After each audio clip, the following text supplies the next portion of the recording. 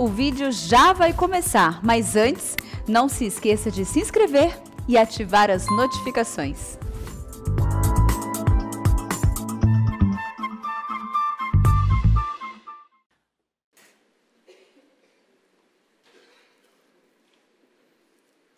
Irmãos amados, nós vamos abrir a palavra de Deus no livro do profeta Oséias, capítulo 14. Profeta Oséias, capítulo 14.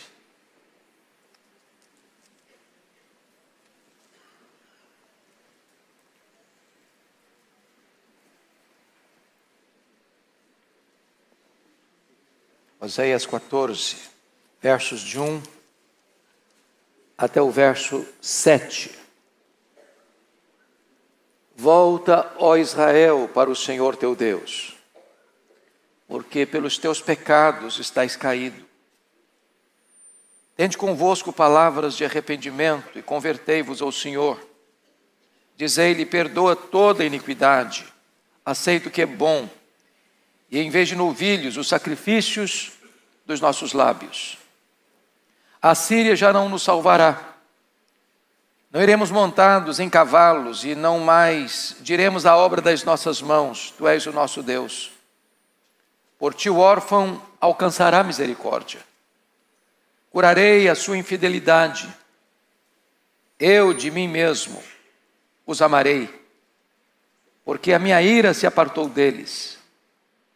Serei para Israel como orvalho. Ele florescerá como lírio e lançará as suas raízes como o cedro do Líbano. Estender-se-ão seus ramos, o seu esplendor será como o da oliveira, e sua fragrância como a do Líbano. Os que se assentam de novo à sua sombra voltarão, serão vivificados como o cereal, e florescerão como a vide. A sua fama será como a do vinho do Líbano. Eu quero conversar com vocês nesta manhã sobre um convite à restauração. O profeta Oséias foi levantado por Deus para dirigir-se às 10 tribos do norte. Nós chamamos de Israel. A capital era Samaria. E esse chamado Reino do Norte, com as 10 tribos que se separaram das tribos de Judá e Benjamim, formaram um reino que durou 209 anos, desde a morte de Salomão em 931 a.C., até a tomada deste reino pelo poderoso Império Assírio em 722 a.C. Nesse período de 209 anos, nós tivemos 19 reis, em 8 dinastias diferentes governando. E o que é curioso e triste é que durante 209 anos, com 19 reis, 8 famílias governando, todo esse período foi um período de apostasia, de afastamento de Deus, de rebelião contra Deus.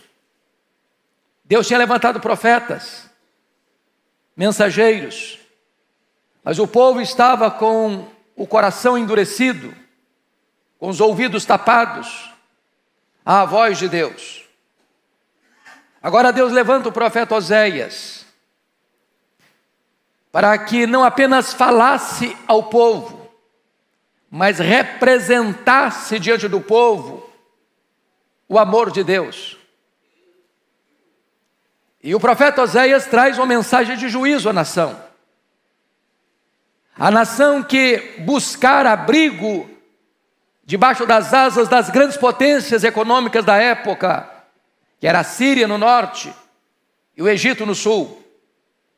Nessas alianças políticas, buscando segurança às suas fronteiras, Israel sucumbiu aos deuses, aos ídolos daqueles povos, e se corrompeu por completo.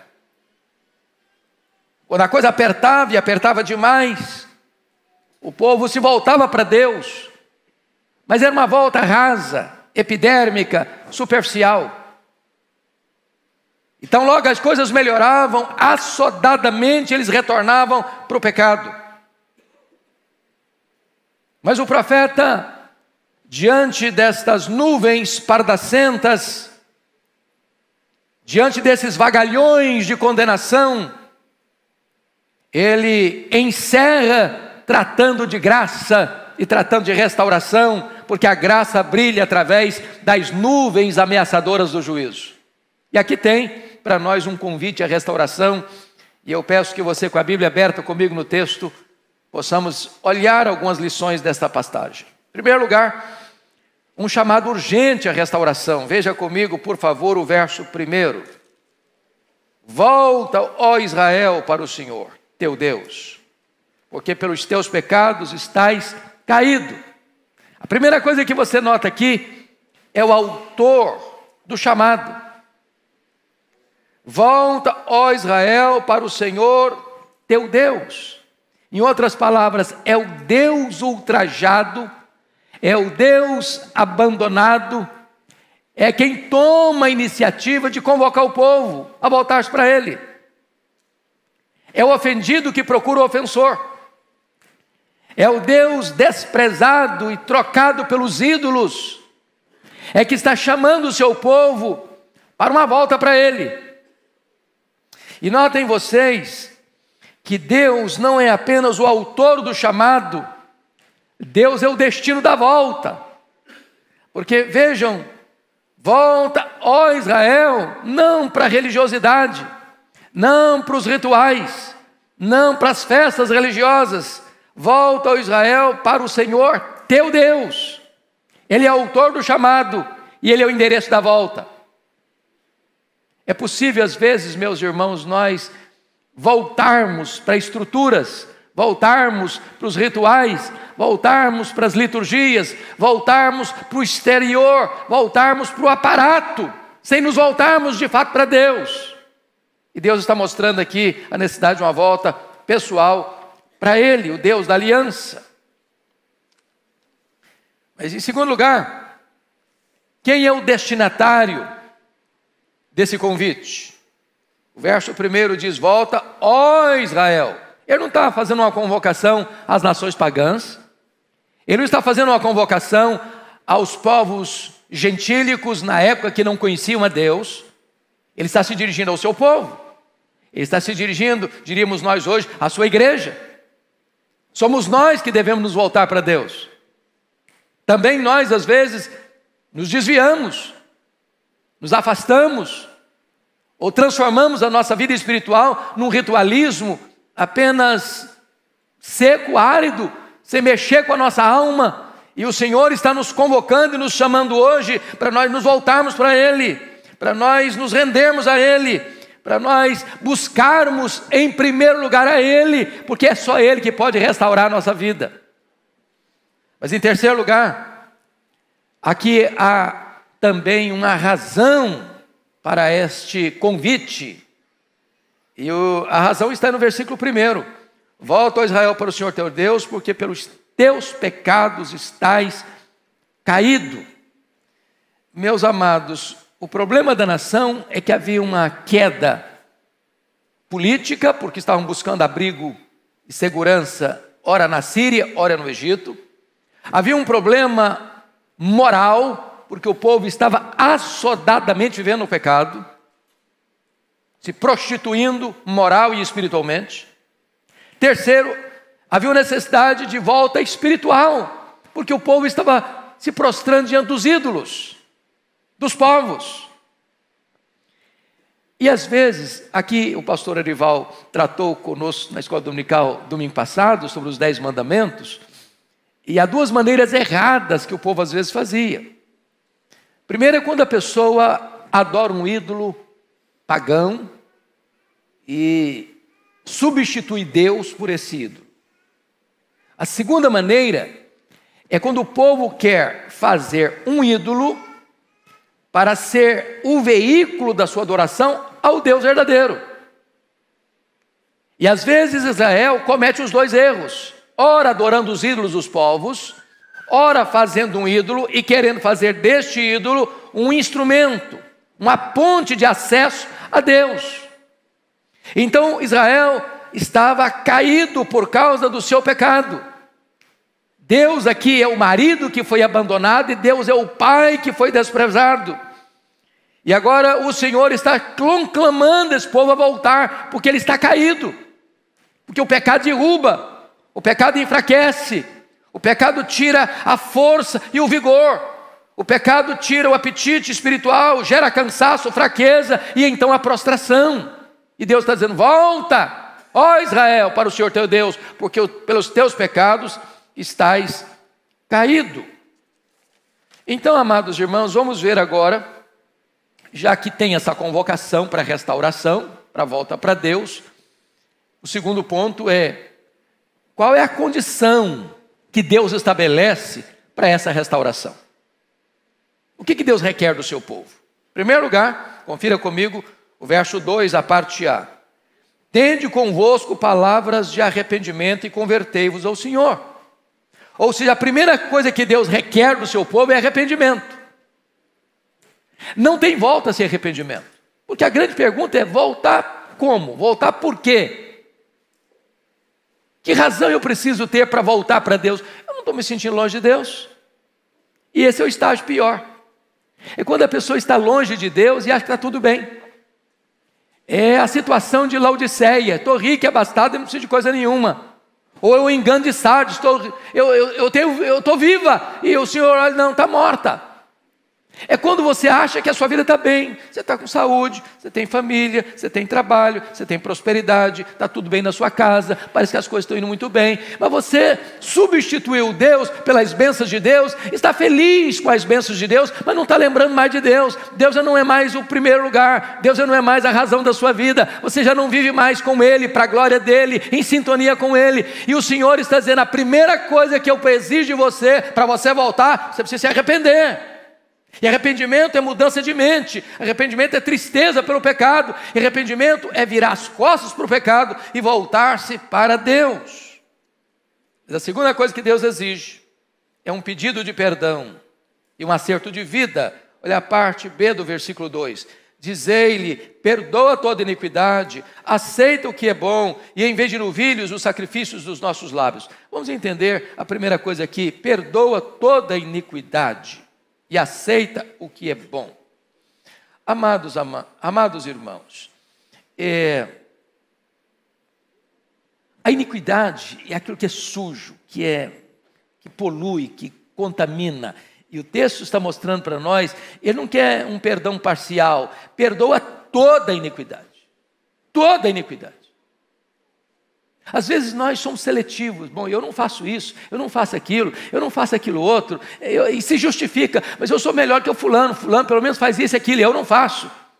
A ideia é: perdoa toda a iniquidade. O que é que hoje você tem no seu coração que precisa ser deixado, abandonado? Do que você hoje está precisando do perdão de Deus? E o texto vai além. Notem vocês: aceita o que é bom. Aceita o que é bom, porque às vezes a gente acaba aceitando o que não é bom, contemporizando, se acomodando. Isso não tem nada a ver, isso não tem problema, todo mundo faz, isso é normal, os dias mudaram, hoje a gente não pode ser tão radical, hoje a gente não pode ser tão rigoroso com os preceitos, a gente pode levar uma vida mais light, mais leve, a gente pode viver uma vida sem tanta definição. O texto está claro para nós: perdoa toda a iniquidade e aceita o que é bom. Mas em terceiro lugar, notem comigo, o Senhor requer uma adoração sincera em vez de um ritual vazio. Olha a parte final do versículo 2: e em vez de novilhos, os sacrifícios dos nossos lábios. O que estava acontecendo aqui? A religiosidade pode ser uma cortina para esconder o pecado. O que Israel fazia para permanecer no pecado? Multiplicava os sacrifícios. Trazia muitos sacrifícios, ribeiros de azeite, novilhos e mais novilhos eram sacrificados, mais sangue era derramado no altar. Todo esse ritual pomposo, volumoso, grandioso, estava existindo para acobertar e esconder os seus pecados. E Deus então diz para o povo o seguinte: olha, isso não me interessa. Não é a abundância da sua adoração, não é a quantidade do sacrifício que você traz, não é o volume daquilo que você apresenta. O que eu quero é um coração quebrado, é um coração arrependido e lábios que professam o meu nome. Eu não me satisfaço com religiosidade, eu quero é sinceridade, eu quero é verdade no íntimo, eu quero uma espiritualidade genuína. Não adianta você vir e cantar e orar, e tudo isso parece bonito, e Deus está dizendo: o que tem de verdade nisso? O que tem de sinceridade nisso? Onde está a verdadeira adoração na sua vida? Porque nós podemos maquiar isso diante dos homens, nós podemos encenar isso diante dos homens, mas Deus procura a verdade no íntimo, e é isso que Deus está requerendo do seu povo. Mas em quarto lugar, olha o versículo 3, a parte A comigo. Deus requer o rompimento definitivo com as alianças estrangeiras. A Síria já não nos salvará.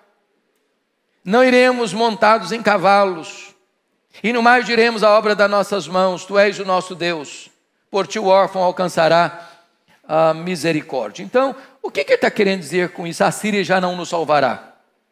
Não iremos montados em cavalos. Quando ele diz a Síria não nos salvará, ele está falando da potência do norte. Quando está falando montados em cavalos, ele está falando da potência do sul, o Egito, que era famoso pela sua cavalaria. O profeta Oséias denuncia Israel como uma pomba enganada. Uma pomba enganada voava, ora para o norte, buscando ajuda na Síria, ora voava para o sul, buscando ajuda no Egito. E essas potências estrangeiras, diante das lutas internas que eles tinham às vezes de brigar ou de se defender dos seus inimigos ali mais por perto, eles corriam atrás de ajuda das grandes potências. O que é que o profeta está dizendo? Olha, não adianta. Essa Síria que vocês estão buscando ajuda, é a Síria que vai tomar vocês. É a Síria que virá, é a Síria que vai oprimir, é a Síria que vai invadir Samaria, é a Síria que vai levar o povo para a escravidão, é a Síria que vai massacrar vocês. Ou seja, não confie no braço da carne, não confie nas alianças políticas, não confie no poder dos homens. A volta tem que ser para Deus. O nosso refúgio não está no homem, o nosso refúgio não está na política estrangeira, o nosso refúgio não está no recurso que os homens podem nos oferecer num dado momento. O nosso refúgio está em Deus. É para Deus que a igreja precisa se voltar, é nele que está a nossa esperança, é nele que está o nosso refúgio. Mas em quinto lugar, Deus exige outra coisa: o rompimento definitivo com os ídolos. Olhe, por gentileza, o que está escrito no verso 3, a parte B. E não mais diremos a obra das nossas mãos, tu és o nosso Deus. Irmãos, olha que coisa curiosa. Quando você fala com Deus, você diz assim: ó Deus, tu és o meu Deus. E Deus diz para você: tu és o meu povo. Ainda que alguém se prostre diante de um ídolo e diga para o ídolo assim: tu és o meu Deus, ele não consegue escutar do ídolo dizendo: tu és o meu povo. Ele é morto, é mudo, tem vida, não tem poder, não tem retorno, não tem relacionamento. Então, o que Deus está dizendo? Você quer voltar para Deus? Abandone os ídolos. Agora, irmãos, é claro que aquele povo lá de Israel estava fazendo ídolos. Sabe o que Deus precisou fazer para que esse povo abandonasse os ídolos? Deus precisou pegar essas 10 tribos do norte e levar para o cativeiro da Assíria. Deus precisou pegar as 2 tribos do sul, Benjamim e Judá, e levar para a Babilônia. Só depois desses 2 cativeiros é que Israel abandonou seus ídolos. Agora, hoje nós temos ídolos diferentes. Hoje nós adoramos, talvez não um ídolo de madeira, de gesso, de pedra, de barro, de ouro ou de prata. Nós temos ídolos mais sofisticados. É o sucesso, é a prosperidade, é a riqueza, é a fama, é o glamour, é o prazer, é o hedonismo. Nós temos outros ídolos. que às vezes, disfarçadamente, estão entronizados no coração, que governam a nossa vida, diante de quem nós nos prostramos, semana após semana. E o Senhor está dizendo, você quer voltar, você quer restauração, você tem que abandonar os ídolos, você tem que deixar esses ídolos, porque se esses ídolos não forem abandonados, não tem restauração espiritual. Mas agora, terceiro ponto que eu quero tratar, não é apenas o convite, nem apenas as condições para a volta, mas as promessas que Deus faz. A primeira promessa que Deus faz, amados irmãos, é que Deus promete curar o seu povo. Olha o versículo 4. Curarei a sua infidelidade. Aqui é coisa curiosa, porque a infidelidade é uma espécie de doença. E uma doença, quando se instala no nosso corpo, nós não temos poder em nós mesmos para curá-la. Eu preciso de ajuda. Eu preciso de um médico. Eu preciso tomar remédio, ou às vezes eu preciso tomar um antibiótico, ou às vezes eu preciso de uma cirurgia, eu preciso de uma ação radical. O povo era inclinado a se desviar de Deus, e a infidelidade do povo tornou-se uma doença crônica. O povo estava doente, fraco, debilitado, caído. E agora Deus está dizendo para o povo o seguinte, olha, eu vou curar vocês. É uma ação divina, é uma obra de Deus. Eu preciso que Deus me cure, eu preciso que Deus me perdoe, eu preciso que Deus me levante, eu preciso que Deus me restaure. Eu não tenho forças, você não tem forças, é Deus quem faz essa obra. Deus é o autor do convite, Deus é o endereço da volta, e Deus é o agente da cura e da restauração. A segunda coisa que é importante destacar é que Deus ama incondicionalmente o povo. Olha comigo a parte B do versículo 4. Eu de mim mesmo os amarei, porque a minha ira se apartou deles. Oh, irmãos, isso é tão maravilhoso. Porque, convenhamos aqui, quem de nós ousaria levantar a mão e dizer assim, eu mereço que Deus me ame? Eu sou uma pessoa maravilhosa, eu sou fantástico, eu sou muito virtuoso, eu sou muito espiritual, eu sou uma pessoa digna do amor de Deus. Quem de nós, honestamente, em sã consciência, falaria isso para Deus hoje? Deus amou você e a mim porque nós merecíamos ser amados? Deus nos buscou porque nós éramos maravilhosos e diz, que gente linda, que povo maravilhoso, eu vou amá-lo. Não, o amor de Deus é incondicional. Deus amou você e a mim quando nós éramos fracos, ímpios, pecadores, inimigos.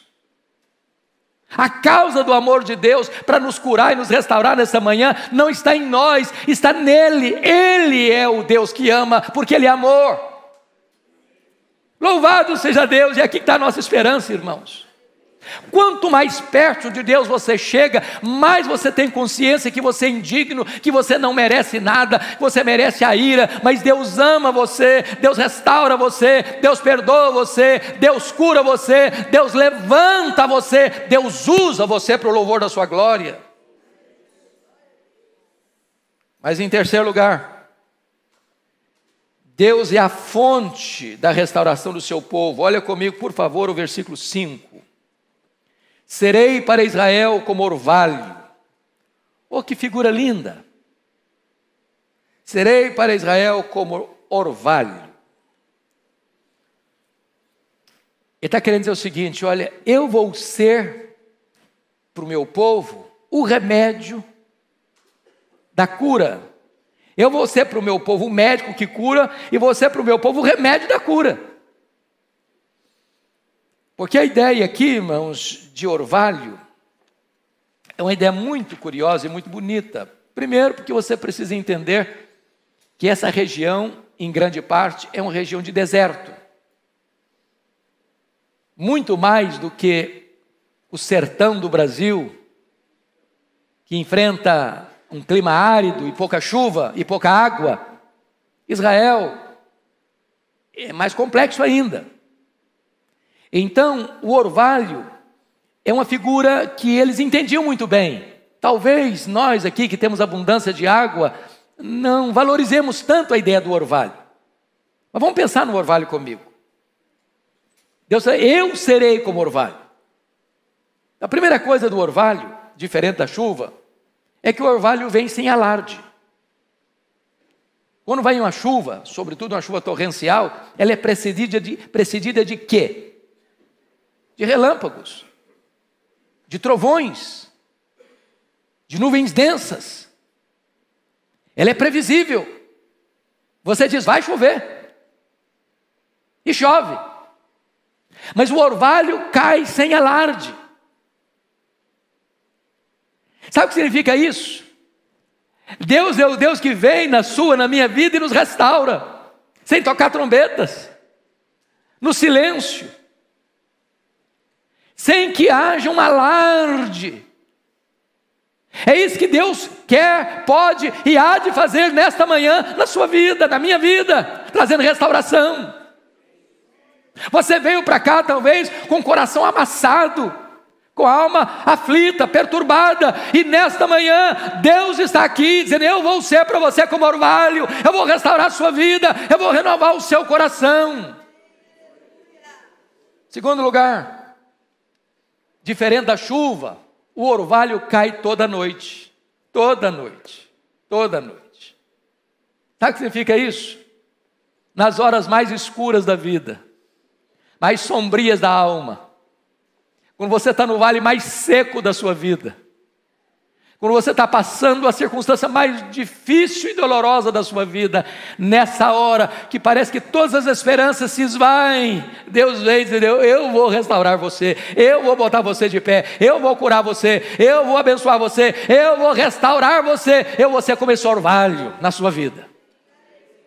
Terceiro, o orvalho vem do céu. Sabe o que significa isso?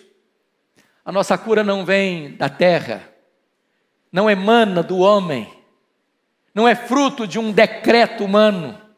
A nossa restauração vem do céu, vem do alto, vem de Deus. Mas em quarto lugar, irmãos, e o povo de Israel entendia isso, o orvalho, sobretudo lá em Israel, é abundante. Abundante. Às vezes o dia termina com um sol causticante, e as folhas estão crestadas, murchas, desidratadas. Aí chega a noite e o orvalho vem silenciosamente, generosamente, abundantemente. E quando o dia começa, aquela planta está viçosa, bela, linda, vigorosa, luxuriante. É assim que Deus faz com a gente. Talvez você entrou aqui hoje com o coração tão apertado, uma luta terrível, murcho, seco, crestado, e o Senhor Deus está aqui hoje para trazer este bálsamo sobre a sua vida, este óleo da cura sobre a sua alma, este orvalho abundante que há de restaurar a sua vida. O Salmo 133 diz, quão bom e quão belo, e que os irmãos vivem em união, é como o orvalho de Hermon que desce sobre os montes de Sião. Quando você olha para a geografia de Israel, o Monte Hermon está lá no extremo norte, o Monte Sião está lá em Jerusalém, são mais de 150 quilômetros. Quando Deus restaura a nossa vida, esta influência da restauração vai se espalhando para outros horizontes. Em vez de problema, você vai ser uma bênção nas mãos do Deus eterno. Mas, amados, eu quero concluir, porque esse texto agora, em quarto e último lugar, oferece bênçãos decorrentes desta restauração. E a primeira bênção decorrente dessa restauração está no versículo 5, a parte B, que é um crescimento extraordinário. Olha comigo. Serei para Israel como orvalho, ele florescerá como lírio. E os estudiosos e eu estou pegando carona neles para dizer isso, porque eu não sou nem um biólogo, nem alguém, um engenheiro agrônomo, mas dizem que uma raiz de lírio pode produzir até 50 bulbos.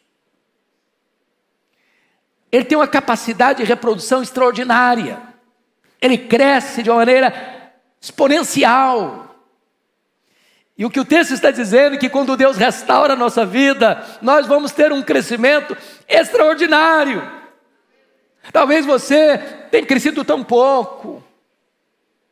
Como o pastor Josué Valando disse um dia num sermão que eu apreciei muito, ele disse: tem crente que chega para você e diz: pastor, eu tenho 20 anos de igreja. Você tem 20 anos repetindo a mesma crise. 20 anos, do mesmo jeito. 20 anos que não mudou nada. Com os mesmos problemas, com os mesmos pecados, com as mesmas reclamações, com as mesmas murmurações. Mas Deus quer fazer da gente um lírio que vai crescer, se multiplicar e florescer.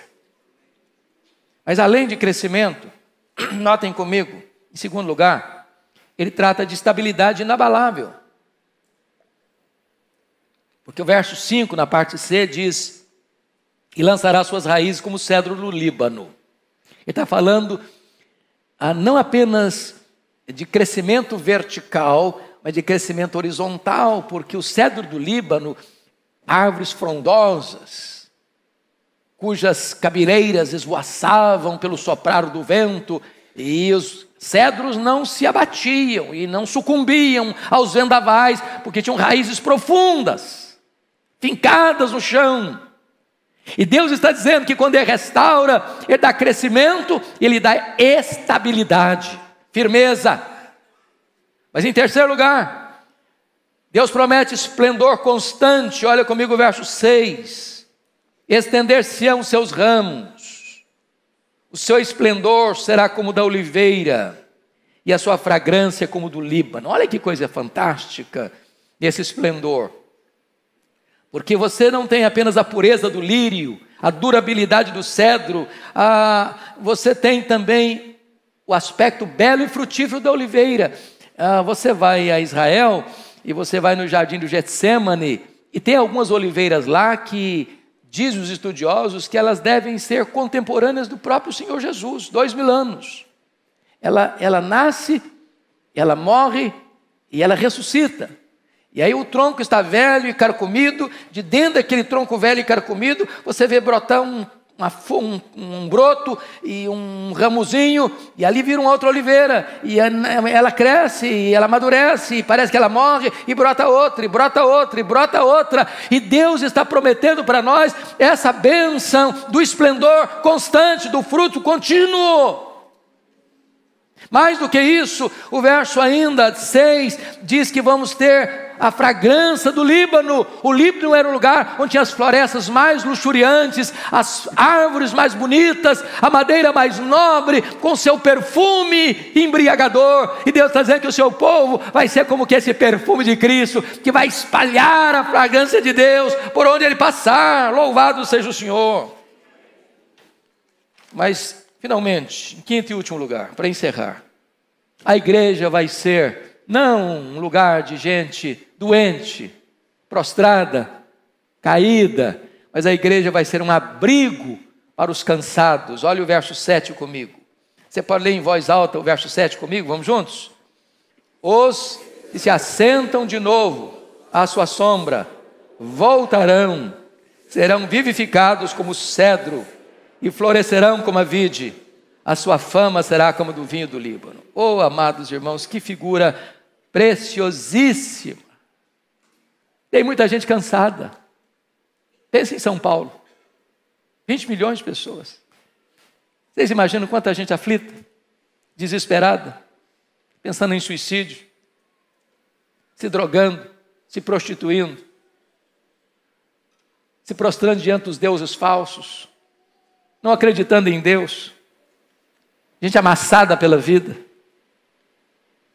Deus restaurando a igreja, as pessoas virão, e elas encontrarão sombra, elas encontrarão cura, elas encontrarão descanso, Elas virão e verão um povo lindo, que trescala o perfume de Jesus. Gente que cresce como lírio no meio do lodo, mas cresce limpo. Gente que tem beleza e estabilidade como cedro. Gente que tem verdor renovado como a oliveira. E dizer: este é o lugar que eu preciso, é desse lugar que eu preciso, é para cá que eu virei, é para cá que eu virei, é para cá que eu virei. E ele vem, e ele traz os amigos, e ele traz a família, e a igreja vai crescer, e a igreja vai ser uma fonte de bênção e de cura para os povos. Louvado seja Deus. Oh, amados, que Deus nos ajude nesta manhã a experimentar a restauração de Deus na nossa alma, na nossa casa, na nossa igreja. Vamos ficar em pé. Vou pedir o pastor Arival para orar por nós nesse momento.